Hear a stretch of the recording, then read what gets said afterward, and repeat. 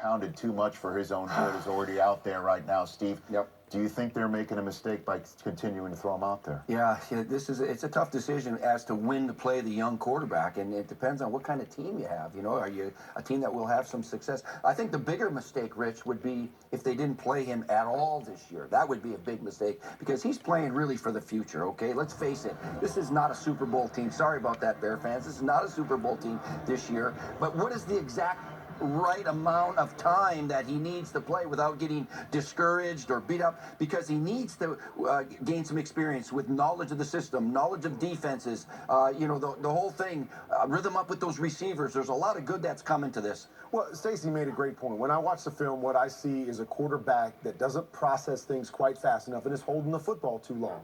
And so you ask that question, and I say to myself, okay, if you pull him out, how's he going to learn to process things quicker? Like, at this point, you put the young quarterback in. I believe you have to stay with the young quarterback, and you've got to figure out if he's going to be able to do the things you're going to ask him to do for the next 10 years. And to me, the only way to do that, now that you've made that decision, is leave him in there and learn as he goes.